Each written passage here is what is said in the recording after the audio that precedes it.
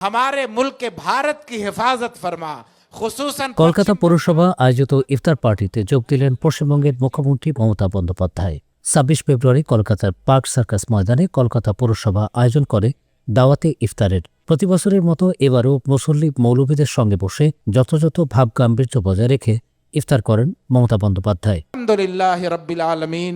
এই ইফতার মাহফিলে মুখ্যমন্ত্রীর সঙ্গে মঞ্চে ছিলেন কলকাতা পৌরসভার মেয়র ফিরহাদ হাকিম, আরও ছিলেন দক্ষিণ কলকাতার সাংসদ মালা রায়, মেদিনীপুরের সাংসদ জুন মালিয়া, কলকাতা উত্তর লোকসভার সাংসদ সুদীপ বন্দ্যোপাধ্যায়, দমকল মন্ত্রী সুজিত বসু সহ অনেকে। কালার এক্সপার্ট এবং ডার্ক স্যাপ সমৃদ্ধ অরিক্স অ্যাডভান্স ডিটারজেন্ট পাউডার, আপনার লন্ড্রি এক্সপার্ট।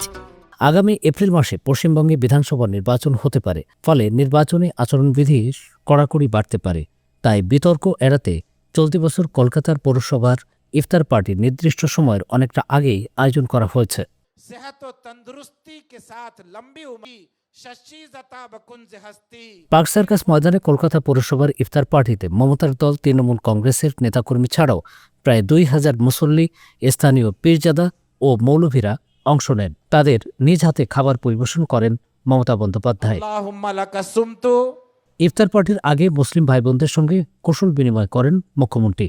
দায়িত্বরত পুলিশ সদস্যদের গোলাপ তুলে দেন তিনি। এদিন মুখ্যমন্ত্রী মমতা বন্দ্যোপাধ্যায় কোনো বক্তব্য দেননি, অবশ্য খোশ মেজাজেই ছিলেন তিনি।